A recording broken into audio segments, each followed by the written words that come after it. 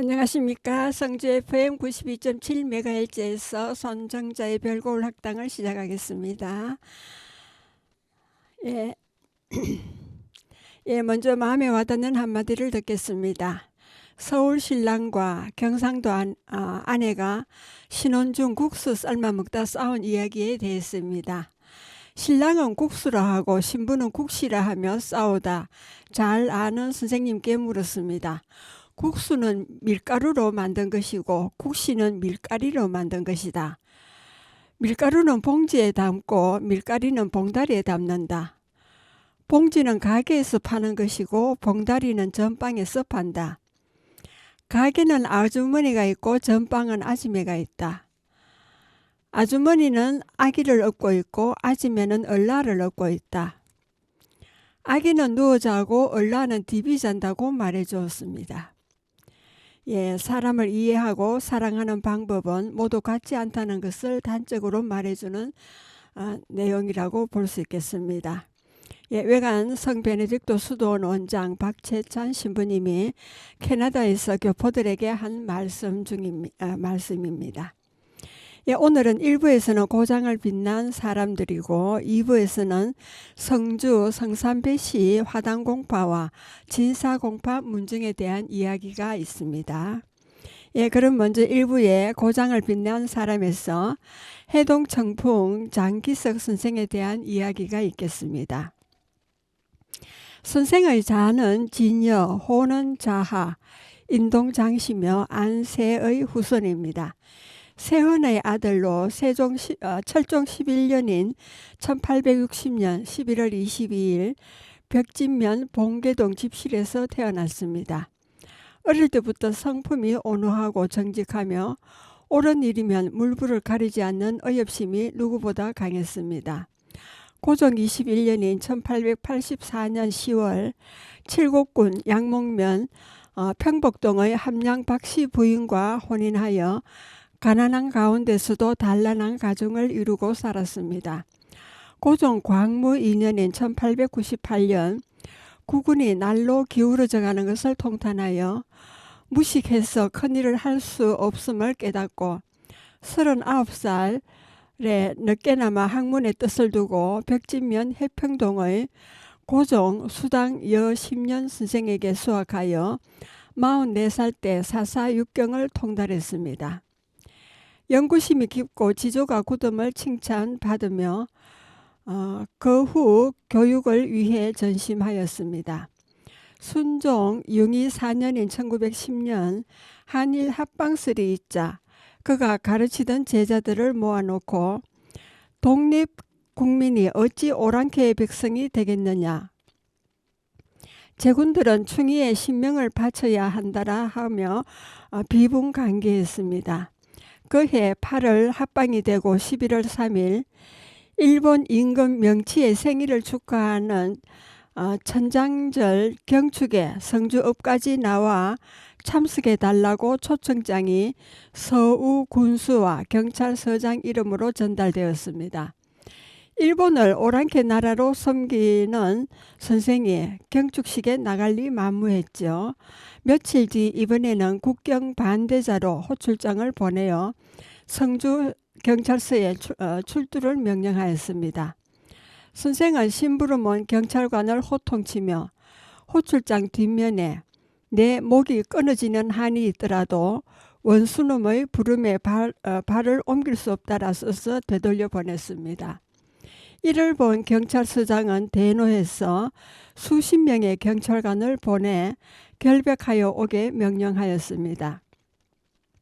일경에게 묶여 가마에 실릴 때 박씨 부인은 집안일은 염려 마시고 대의를 밝히시라고 격려하였다고 전합니다.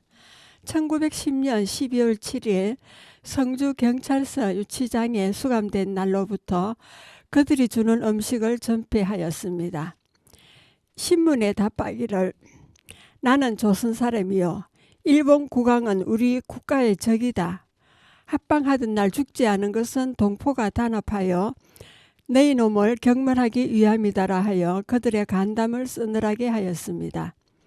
1910년 12월 9일 대구 형묘소로 이감되어 갖은 방법으로 꾀고 달래고 협박하였으나 선생의 마음을 움직이기는커녕 섬나라 오랑캐의 무도한 침략을 신랄히 비난하니 손톱 발톱을 뽑고 불로 온몸을 지졌으나 끝까지 항거하였습니다.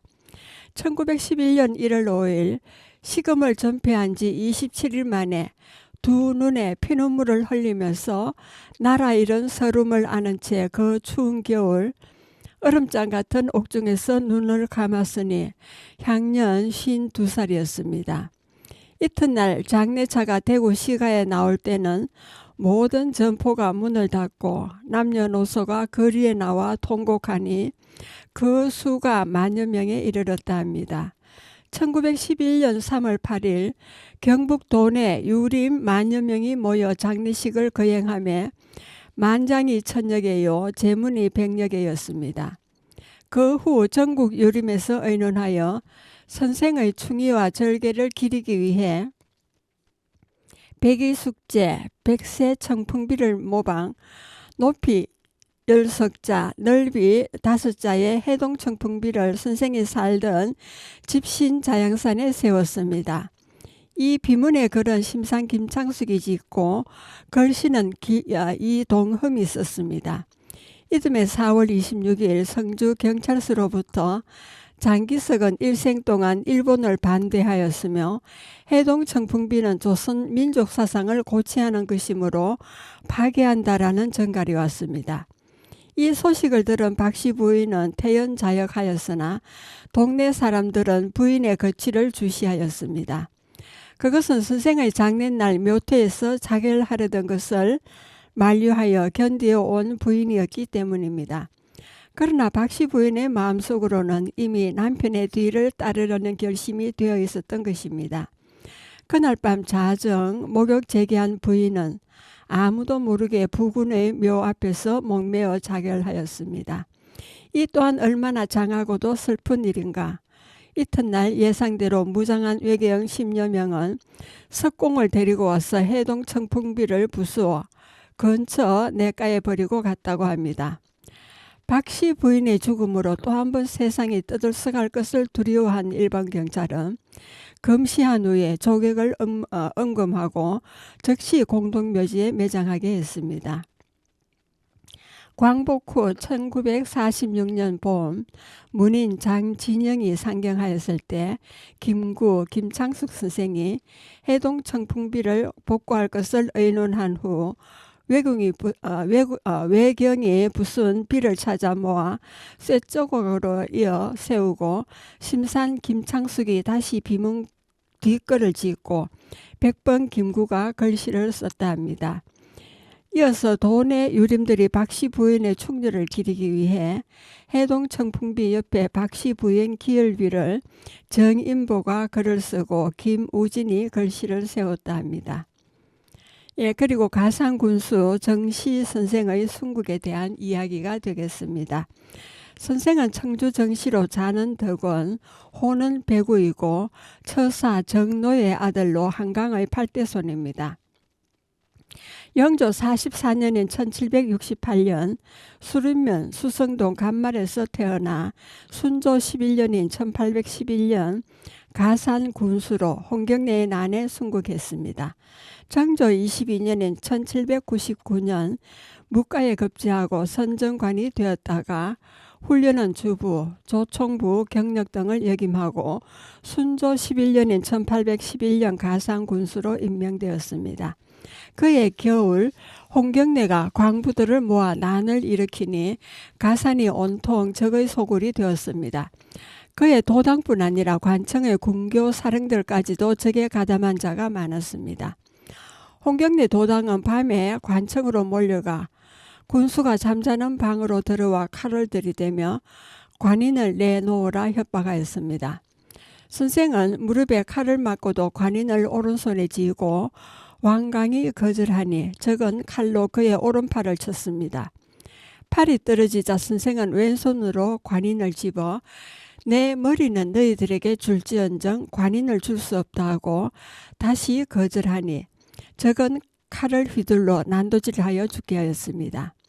이날은 12월 18일이었습니다. 이때는 선생의 부친도 함께 관청 안에 있었는데 적이 선생을 죽인 후에 그의 부친도 끌어내어 항복하라고 협박하였으나 부친은 굴하지 않고 꾸짖다가 죽음을 당했습니다. 선생의 아우인 정질은 몸으로 부친을 막다가 칼을 맞아 상처 입었는데 요행이 목숨만은 붙어 있었습니다. 선생은 그의 인품이 청렴결백한 사람으로서 관직에 있을 때도 검소한 생활을 하여왔습니다. 한 번은 휴가를 얻어 부인과 함께 고향으로 내려오게 되었는데 그의 부인은 나들이 옷이 없는 것을 한탄하였습니다. 사내 대장부인 당신이 가난하리로서니 안 사람의 몸을 가릴 변변한 옷 한 부를 장만하지 못한다고 했어야 말이 되겠소? 부인의 말을 들은 선생은 고개를 끄덕이며 과연 부인의 말이 옳소? 그러나 내 여러 제수들도 모두 옷이 없으니 어찌 오직 내 아내의 옷만을 장만하리요 하니 이 말을 들은 부인은 다시 내색을 내지 않았다고 합니다. 가산에는 연홍이란 기생이 있었습니다. 연홍은 적들이 관청을 습격하는 밤에 아우 정질이 칼에 찔려 상처 입은 것을 자기 집으로 부축해 가서 숨겨두고 간호하여 살아나게 하니 사람들은 연홍을 의기라 일컬었습니다. 또 선생은 말을 잘 탔습니다. 관청에는 그가 특히 좋아하던 말이 한필 있었는데 적들은 그 말을 가지고 가서 홍경래의 부하 장수에게 바쳤습니다. 부하 장수는 이 말을 타고 관군을 대항해 싸우는데 한창 싸우는 도중에 말이 소리 높여 울면서 위에 탄 적장을 떨어뜨리고 송림 사이를 빠져 관중 쪽으로 도망해 갔습니다. 이 기회에 관군은 적장의 머리를 베게 되었으니 이 또한 의마라 하였습니다. 선생이 순직한 지 28일 만에 안주에서 염했는데 선생이 살았을 때와 같았으며 고향인 성주로 운구하게 되자 관이 지나가는 연도에는 수많은 사람들이 관을 영송하였다 합니다. 그 부친의 자를 공명, 호는 장팔하였습니다. 독서하기를 좋아했고 젊은 시절에 진주로 유람 갔다가 의기 농계의 사당에 가서 엎드려 절했습니다. 동행한 친구들이 깜짝 놀라며 양반이 갓은 한갓 기생의 사당에 절을 하느냐 하고 책망하니 그는 친구에게 정색하고 말했다 합니다. 나는 기생에게 절한 것이 아니라 그의 충절에 절을 한 것이네. 관청에 홍경래 도당이 습격해 오던 날 밤에 두 아들이 순직을 각오하고 그 뜻을 아버지에게 알리니 그의 얼굴에 위엄을 갖추고 두 아들에게 나라에 난이 일어났을 때 나라를 위해 죽는 것은 백성의 본분이다. 너희는 이 늙은 아비를 염려하지 말고 오직 본분을 위해서 심신을 다 바쳐라 하고 말하였다 합니다. 선생의 아우인 정질은 적이 칼을 들고 달려들자 아버지 대신 나를 죽여라며 몸으로 막다가 8군데나 상처를 입었습니다. 이때 기생 연홍이 통인한 사람과 더불어 방에 들어가 보니 선생과 그의 부친 아우인 질, 삼부자가 사지가 갈기갈기 찢어졌는데 오로지 아직 정질만이 맥박이 뛰고 있었으므로 그를 업고 집에 와 간호하여 소생시켰습니다. 그 후 조정에서는 그를 참봉으로 임명하였으나 상처가 낫지 않아 얼마 안 가서 죽으니 사람들은 팔창 참봉이라 하였습니다. 팔창은 칼에 맞은 상처가 8군데라 해서 붙여진 이름입니다. 순조임금은 이들 부자가 순직했다는 보고를 받자 매우 애석히 여겨 관을 하사하고 부친 정로 선생에게는 집의 벼슬을 정직하였다가 뒤에 이조 참판을 정직했고 철종 10년인 1859년에 다시 이조 판서를 정직하고 충경이라 시호했습니다. 아들 정시 선생에게는 병조 참판, 지의금 부사, 도의 도청부 부총관을 정직하였다가 뒤에 다시 병조 판서를 정직하고 충렬이라 시호했습니다. 정주성 남쪽에 그의 사당을 세우게 하였습니다. 예, 여러분은 지금 성주 FM 92.7MHz에서 손정자의 별고울 학당을 듣고 계십니다. 음악을 듣고 오겠습니다. 윤신혜의 인생이란 노래가 되겠습니다.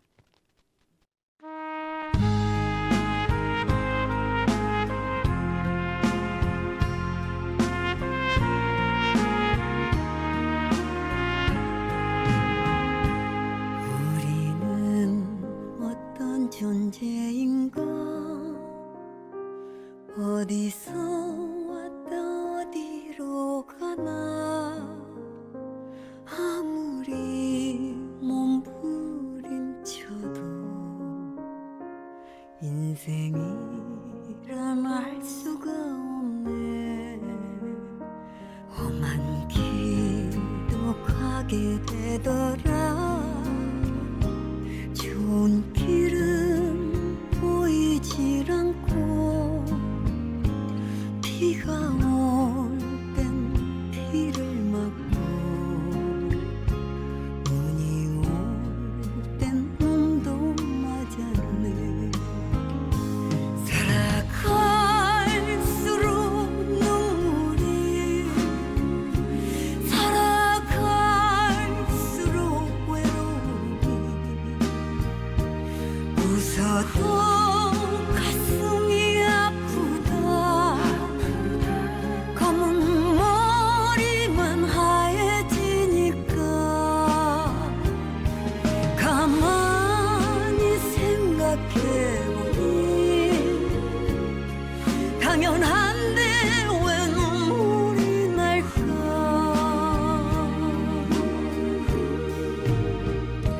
세상을 보며 느낀 게 많아.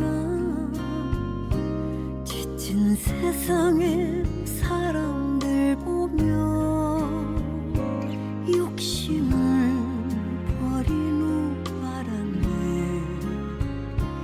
내가 얼마나 바보였는지.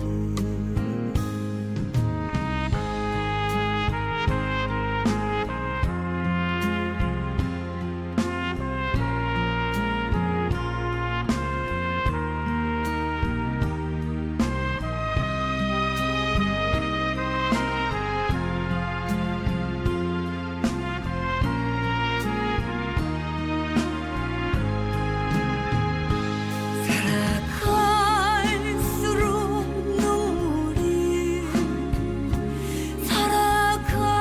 살아갈수록 외로움이 웃어도 가슴이 아프다. 검은 머리만 하얘지니까 가만히 생각해보니 당연한데 왜 눈물이 날까.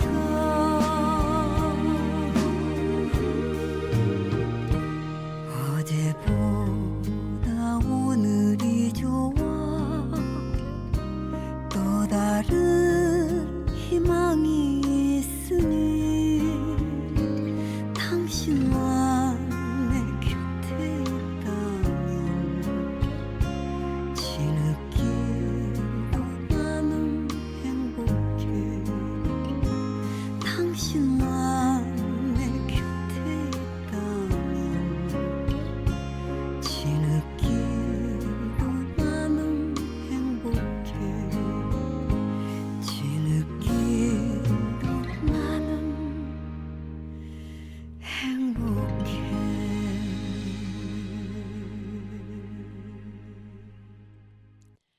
예, 노래 잘 들으셨습니까? 예, 다음은 민족계몽의 선구자 최규동 선생에 대한 이야기가 되겠습니다. 예, 그분의 출생에 대해서 호는 백룡이고 본가는 영천입니다.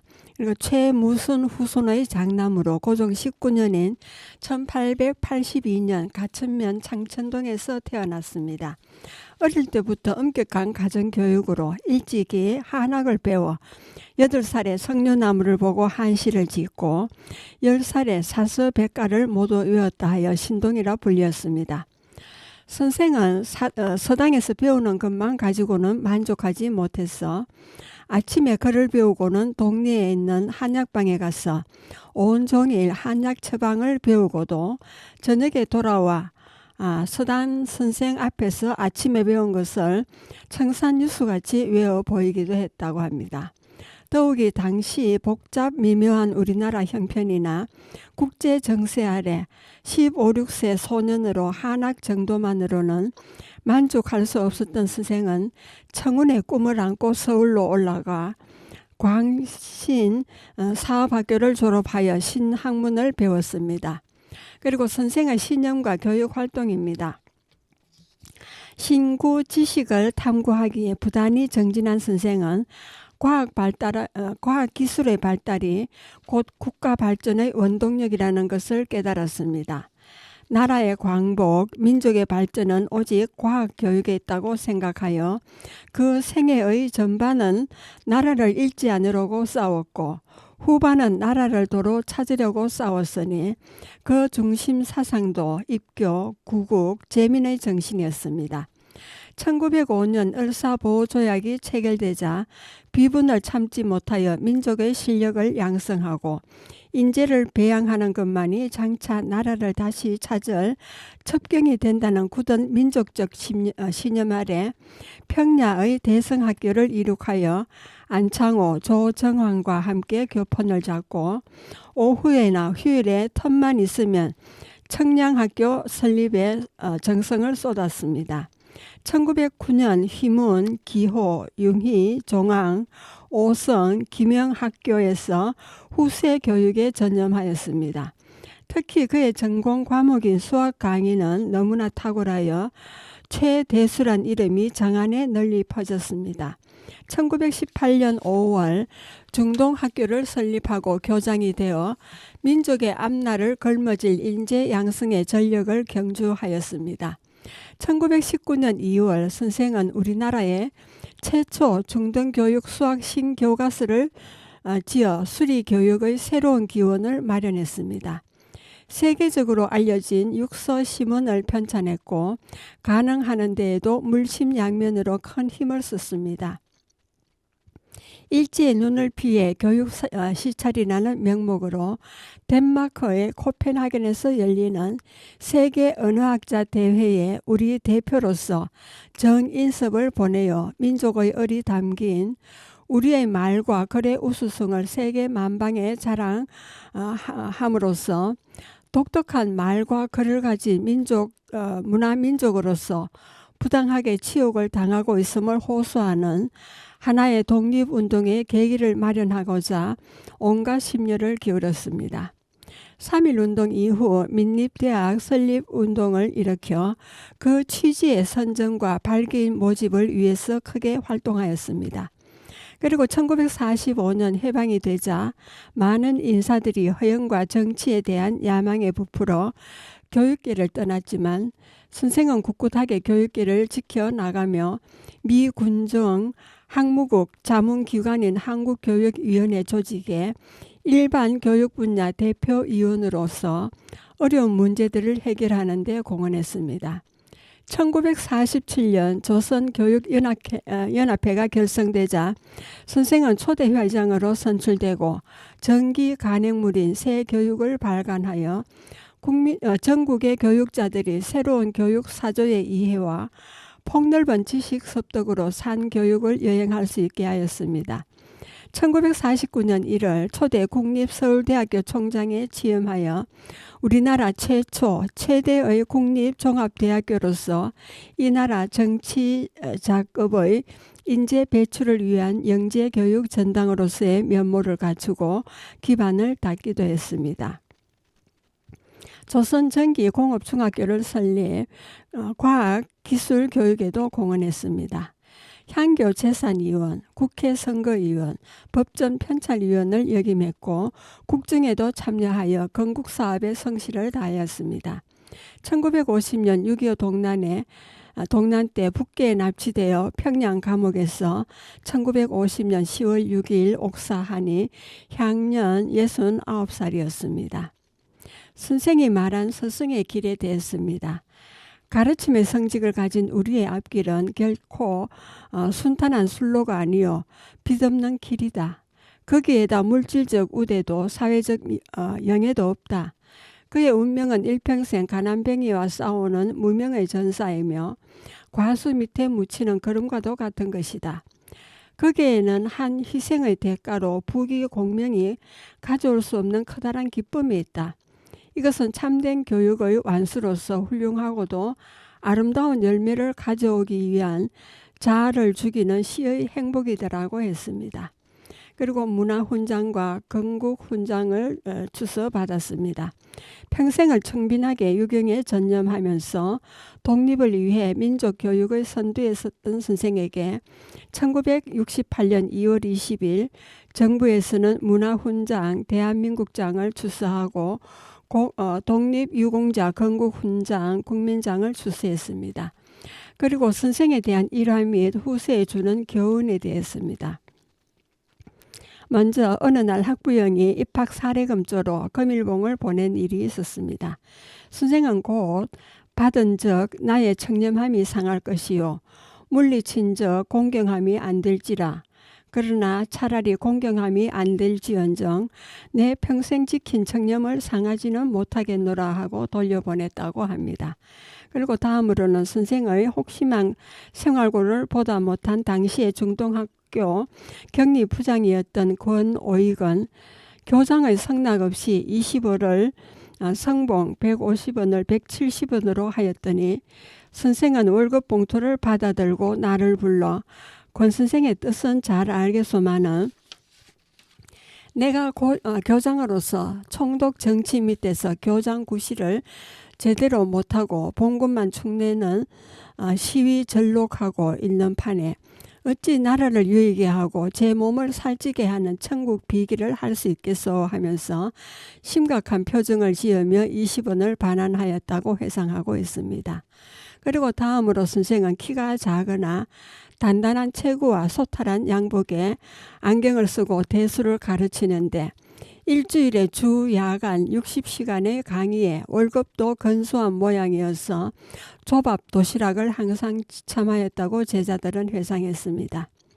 그리고 선생이 서울대학교 총장 재임 시에 총장 승용차는 서울대학교에 가실 때만 타고 중동학교나 다른 곳을 갈 때는 다른 차를 타고 그 차는 사용하지 않았으니 공과 사를 엄격하게 구별함이 이와 같았다고 합니다. 그리고 다음으로는 광주 학생 사건이 일어났을 때 중동학교 학생들도 태극기를 그려들고 거리를 뛰쳐나가려 하는데 선생은 교문을 막았으며 평소와는 달리 의결을 막는 교장을 의아해 보는 학생들에게 녹슨 칼은 들고 나서 본들 무엇하느냐. 지금은 칼의 녹을 갈 때다. 무겁게 말하던 선생의 눈에는 눈물이 흘러내렸습니다. 그래서 일본 헌병의 총구에서 수백 명의 무모한 희생을 막을 수 있었다고 합니다. 그리고 또 가난한 집안에서 태어나 적수공권으로 만국의 한을 되씹으면서 오직 조국의 광복을 위해 평생을 교육에 몸바친 선생에게 영원한 교육상을 찾아볼 수 있습니다. 온화한 성품으로 실천궁행을 앞세웠고 청렴결백으로 지공무사했으며 근검에 노력하였습니다. 예, 여러분은 지금 성주 FM 92.7MHz에서 손정자의 별고울 학당을 듣고 계십니다. 음악을 듣고 오겠습니다. 진혜성의 숨어오는 바람소리가 되겠습니다.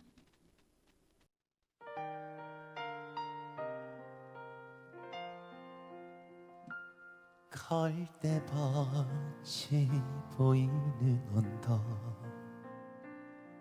통나무 집 창가에 길 떠난 소녀같이 하얗게 밤을 새우네. 김이 나인 차 한 잔을 마주하고 앉으면 그 사람 목소린가 숨어오는 바람 소리. 둘이서 걷던 갈대밭길에 달은 지고 있는데 잊는다 하고 무슨 이유로 눈물이 날까요.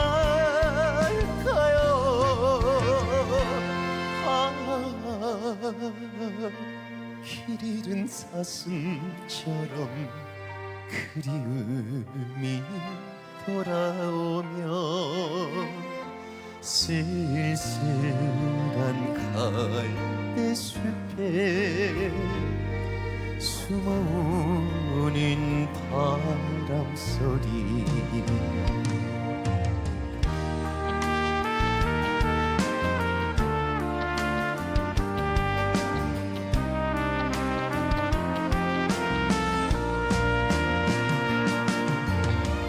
둘이서 걷던 갈대밭길에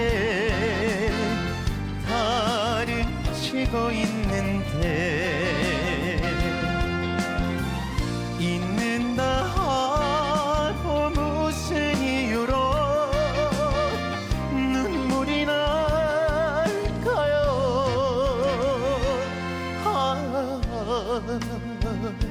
길 잃은 사슴처럼 그리움이 돌아오며 쓸쓸한 갈대숲에 숨어오는 바람 소리.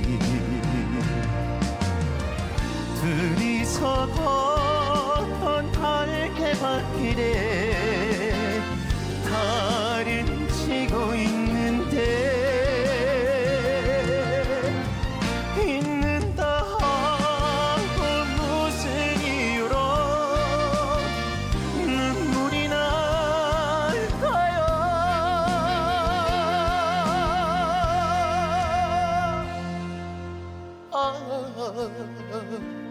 길 잃은 사슴처럼 그리움이 돌아오며 쓸쓸한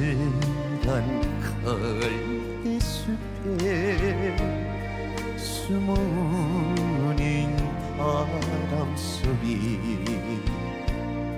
숨어오는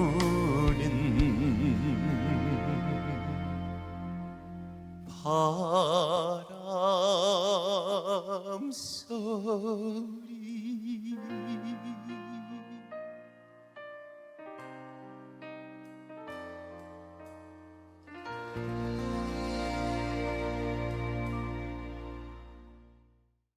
예, 노래 잘 들으셨습니까?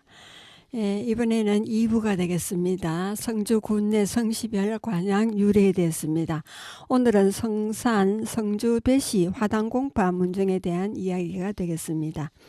예, 관양 유래는 배시의 시조는 육부 촌장 중 금산리 촌장 문양공 지타로서 박역 거세를 신라 초대왕으로 옹립한 신라 개국 1등 공신이며 성을 배시로 사성함으로써 덕성시조로 합니다.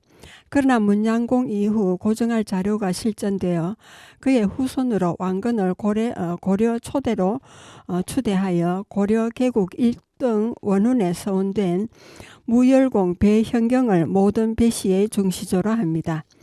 본가는 경주로 무열공의 후손이며 그 후 자손이 번성해짐에 따라 분파되어 분성, 성산, 달성, 흥해 등으로 본관이 나누어졌습니다. 상계의 현존은 삼한 벽상공신에 녹혼된 배실이 있으나 계대미상입니다. 성산배실은 고려 때 삼중대왕 벽상공신에 오른 배위준을 일세조로 받들고 있습니다.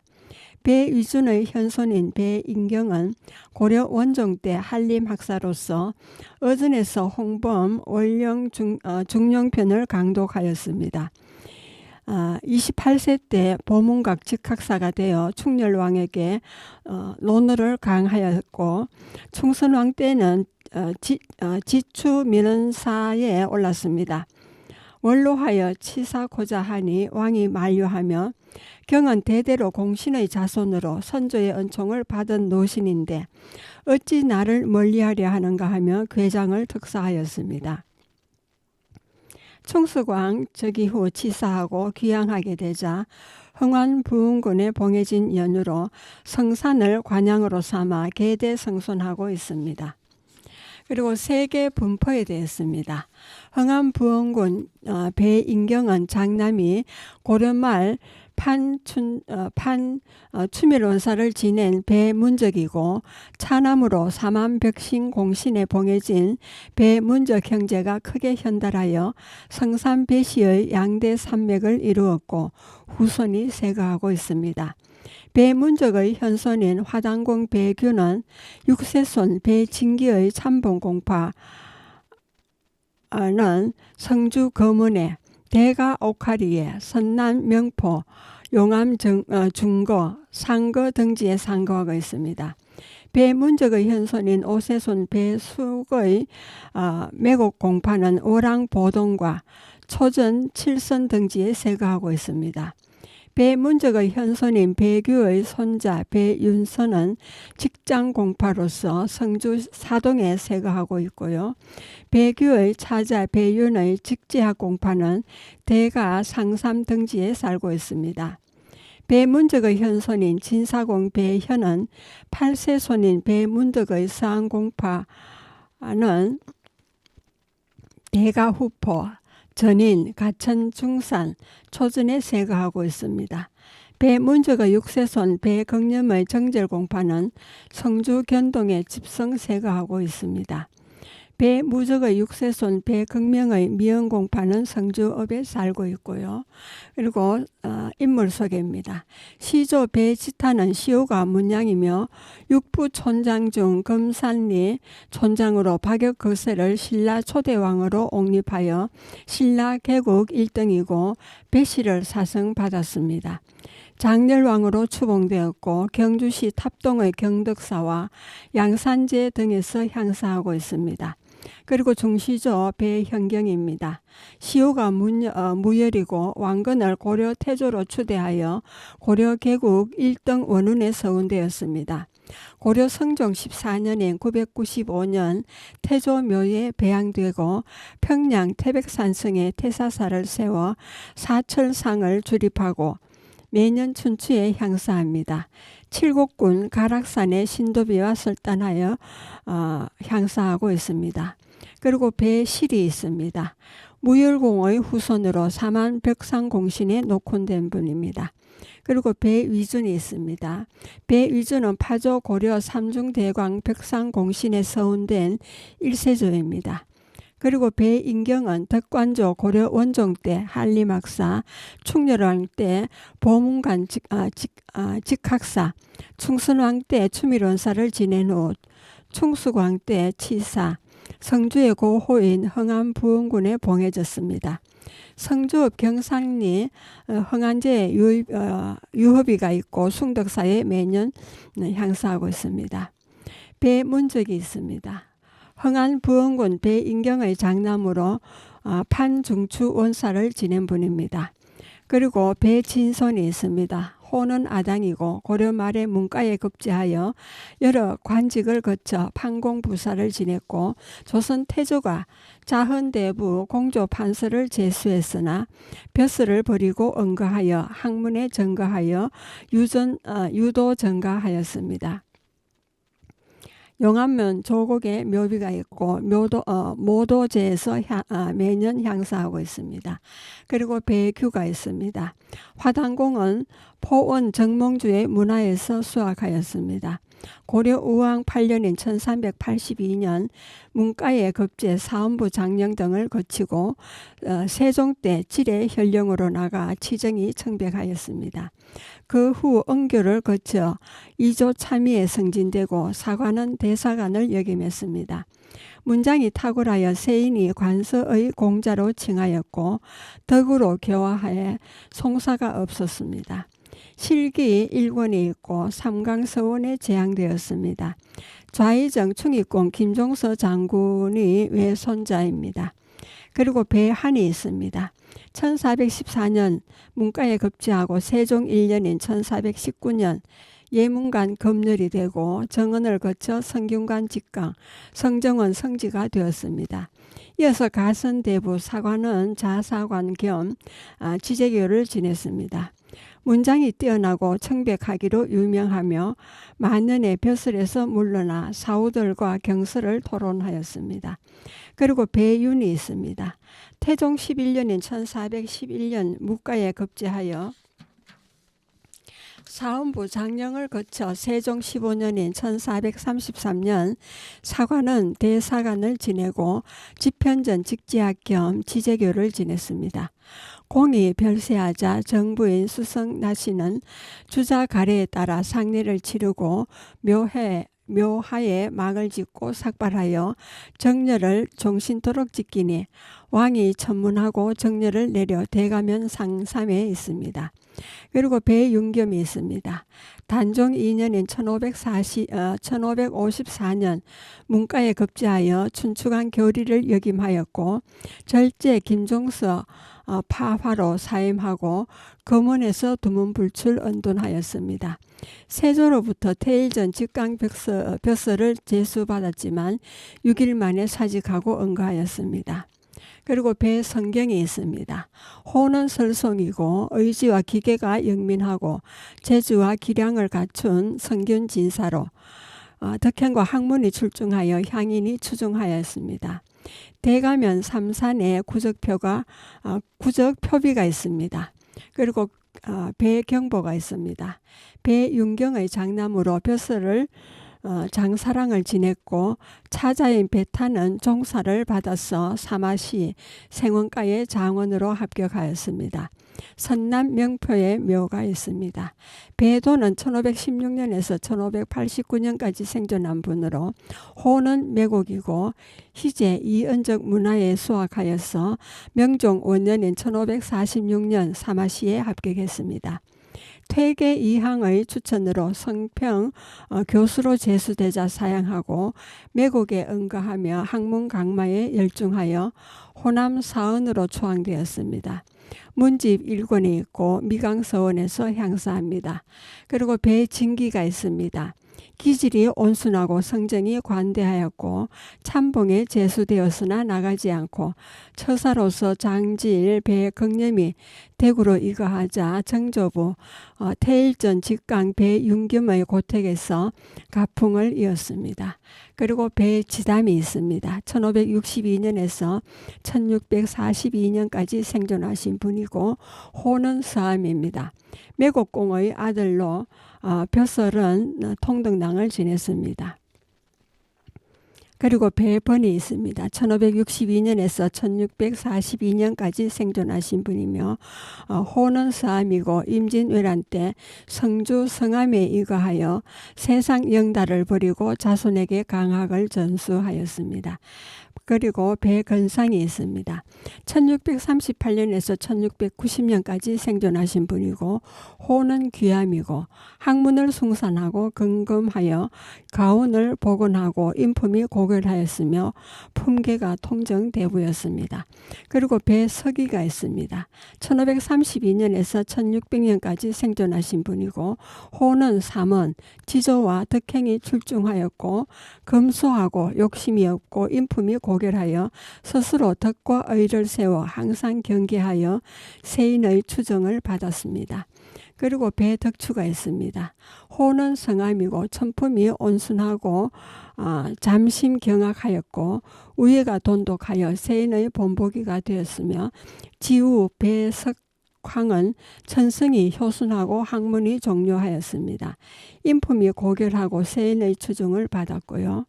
그리고 배석곤이 있습니다. 호는 보계고 1873년 진사에 합격했고 가선대부 용량이 부호군 겸 첨지 중추부사 겸 오의장에 올랐습니다.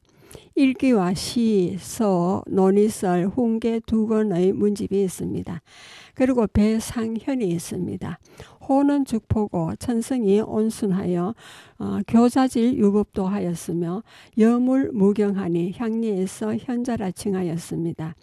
용량이 부호군에 정직되었고 대가면 조양의 유업이가 있습니다. 그리고 배친흥이 있습니다. 1804년에서 1904년까지 생존하신 분이고 호는 성제입니다. 1875년 절충장군 용량이 부호군에 올랐고 이듬해 가선대부 동지중추부사에 1884년에는 숭정대부 의정부 좌찬성을 지냈습니다. 예. 그리고 성주 성산배시 진사공판 문정에 대했습니다. 그러니까 관양 유래는 배시 시자는 금산 가리촌장 문양공 지타로 박역거세를 신라 왕으로 옹립한 신라 개국 1등 공신이고 성을 배시로 하사받음으로 덕성 시조가 됩니다. 그러나 뭉행공 이후 고정할 자료가 실전되어 그의 후손으로 왕건을 고려 태조로 추대하여 고려 개국 1등 원운에 서운된 무열공 배현경을 모든 배시의 정시조로 합니다.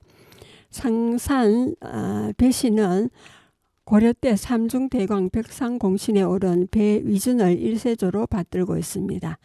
배위준의 현소는 배인경이 성주 옛 이름인 흥안부흥군에 봉해졌으므로 성산을 관양으로 삼아 계대성손하고 있습니다.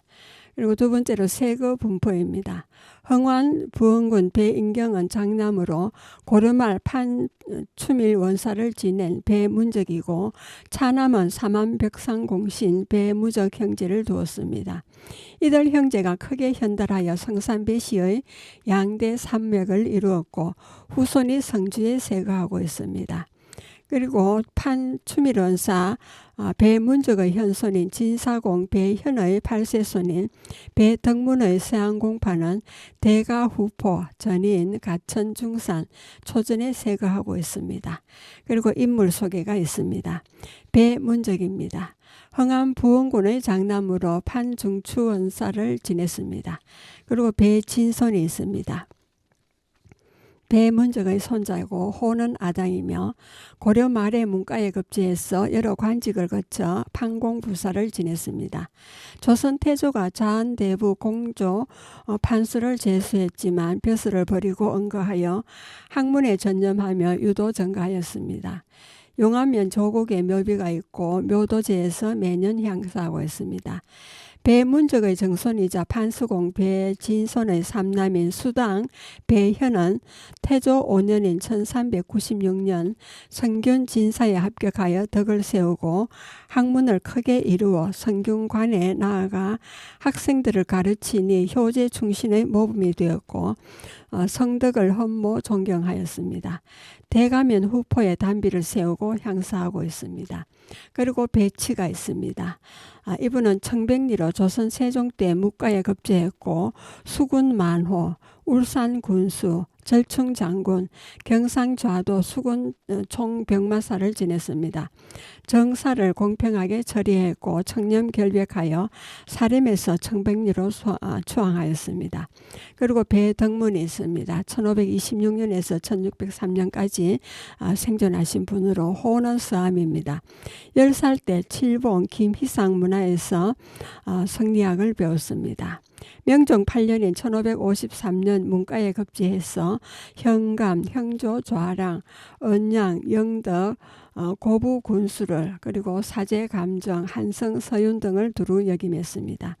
임진왜란이 일어나 외의 제3군인 장정이 김해, 거창, 고령을 거쳐 성주성을 점령하여 당시 성주 목사 제마를 살해하자 66살의 노구로 의병제독으로 적성 찬의와 적장 흑정구침을 목배고 성주 탈환을 성공시키므로 원종 2등 공신에 착력되고 이조 판서 겸 홍문관 대지학 겸 오의도청관에 정직되었습니다. 그리고 원종 2등 공신의 녹봉을 받았고요. 유사 일권이 있고 대가면 후포에 신도비가 있으며 후손들이 집성 세가하고 있습니다. 그리고 배설이 있습니다. 1551년에서 1599년까지 생존하신 분이 호는 서강입니다. 서암공의 장남이고요. 선조 16년에 1583년 묵과에 급제했고 임진왜란 때 부상 등의 전투를 격파하였습니다. 동네 부사민 진주 목사 때는 선정으로 거사비가 세워졌으며 선산 부사 재임 시에는 금호산성을 쌓고 구정칠택과 해창을 설립하였습니다. 정류재란 때 경상우도 수군절도사로 장작구전을 건조하여 명랑해전에서 대성하고 한산해전에서 차전차퇴하였습니다. 선무원종 1등 공신에 책록되고 자원대부 병조 판서겸 의검부 훈련 원사로 정직되었으며 대가면 후포에 신도비와 금호산에 사적비가 있습니다. 그리고 배건이 있습니다.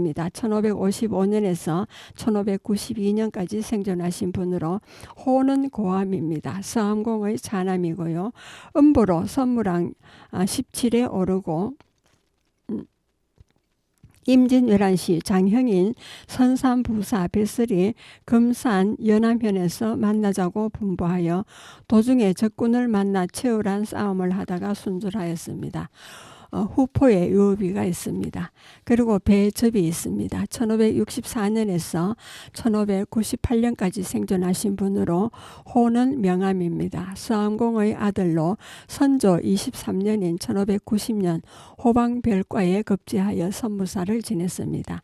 정류재란 때 조방장으로 백형인 배설과 함께 한산도에서 승리하고 도주하는 적군을 치다가 적의 유탄에 맞아 순절해서 원종 2등 공신에 책록되었습니다. 그리고 가선대부 병조참판 및 의검부 훈련 원사에 추정되었습니다. 그리고 배상용이 있습니다. 1594년부터 1655년까지 생존하신 분으로 호는 등암입니다. 병판공 배설의 장남이고요. 한남 정구 여헌 장현광의 문화에서 수학했습니다. 임진왜란시 화왕산성 전략을 논하고 수군령 남해 신의 고유문을 이괄의 난해 돈의 경문을 그리고 정묘효란 때는 통유문을 병자호란 때는 호소사 참모관으로 기무를 도왔습니다. 만년의 수도 산정 등암정사에서 학문을 연구하여 사림의 정사로 추정되고 조정에서 수차 청거되었으나 나가지 않고 숭정처사로 별세하였습니다. 통정대부 사복시정에 중직되었으며 경제자매와 문집 4권이 있습니다. 후포에 유어비가 있고 도천서원 등암 영각에 재앙하고 있습니다. 그리고 배상호가 있습니다. 1594년에서 1632년까지 생존하신 분이고 호는 괴제입니다. 병판공 배설의 자남이고요. 한남 정구와 여헌 장현광에 수학하여 성균 진사가 되었고 문장 도학으로 칭송을 받은 분입니다. 통정대부 좌성지 겸 경영 참차관 춘추관 수창관에 정직되었습니다. 문집 두근이 있고 후포에 유업이가 있습니다. 전인에 인산제가 있고요. 그리고 배상보가 있습니다. 1599년에서 1653년까지 생존하신 분입니다. 호는 연정이고 한강 정구 문화에서 수학하여 1613년 선교랑에 오르고 이후 훈련원 주부와 명천 현령 평안북도 후창부 서윤을 지내면서 취직이 높았습니다. 그리고 배정휘가 있습니다. 1645년에서 1709년까지 생존하신 분으로 호는 고천입니다. 정 병조 참판 배세위의 장남입니다.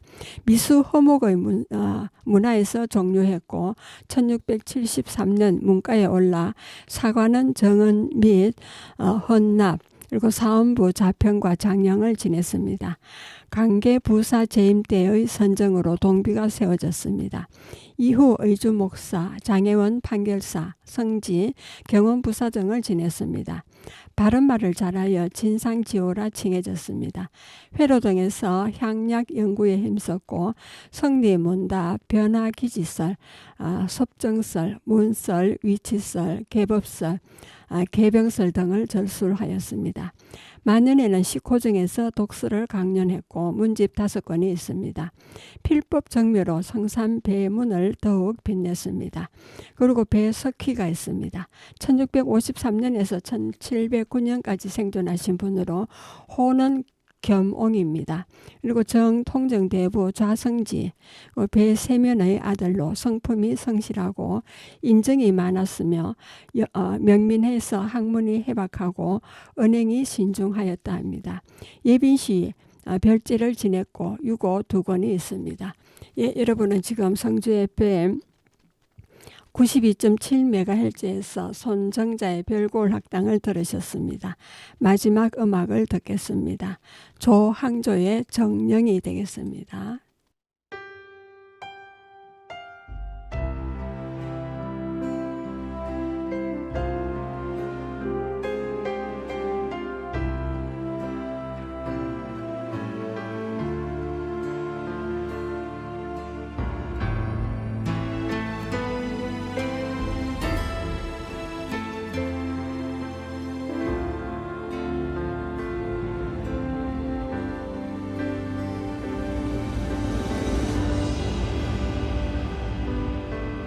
당신은 나에게 할 말이 없나요? 아직도 나는 할 말이 많은데 당신의 눈에 한 방울 눈물이 이별의 진실인가요? 사랑은 정녕 무엇인가요? 가슴 하나 태우면 그만인가요? 이별은 정녕 무엇인가요? 또 다른 만남의 시작인가요?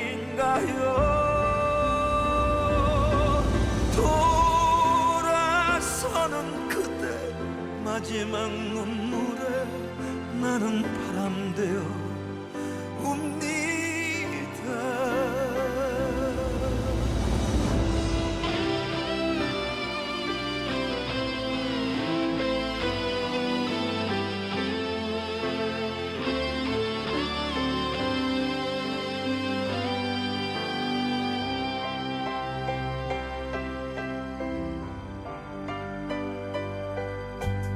당신의 진실은 무엇인가요?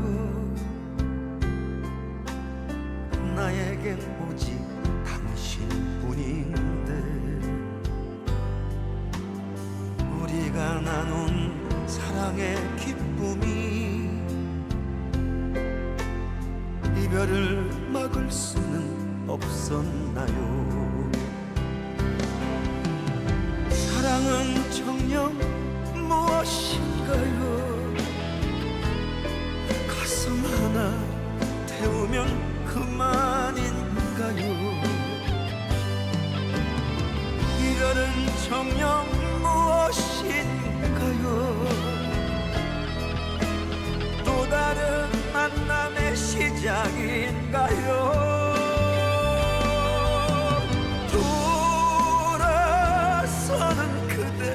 마지막 눈물에 나는 바람 되어 웁니다.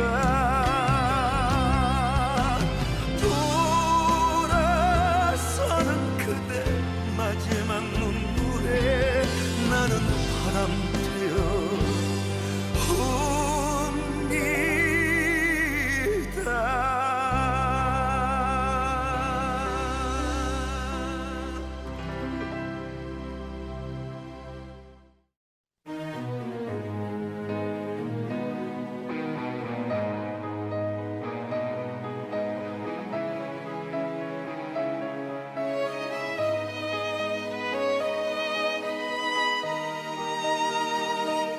간다면 누가 너를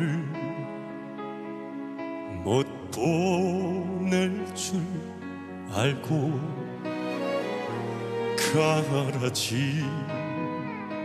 누가 너를 잡을 줄 알고 이렇게 날 흘리고 가면 발걸음 꽤나 가볍겠다. 이렇게 날 버리고 가면 마음 꽤나 편하겠다. 너 괴롭고 나 괴로운 것은 왜 너는 모르니. 너 떠나면 나 외로운 것은 넌 뻔히 알잖니. 간다면 누가 너를 못 보낼 줄 알고 가라지. 누가 너를 잡을 줄 알고.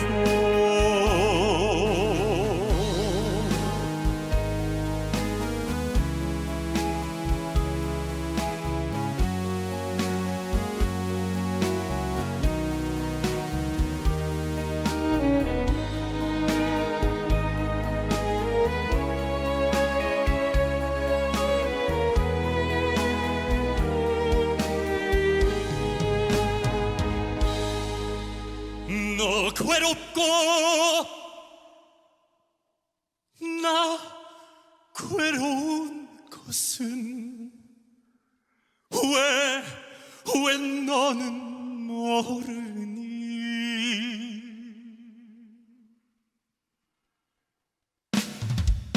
너 떠나면 나 외로운 것은 넌 뻔히 알잖니.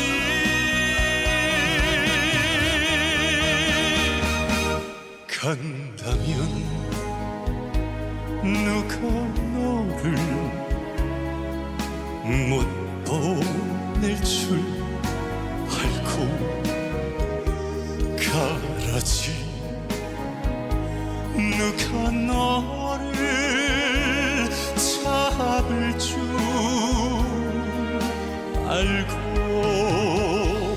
잡을 줄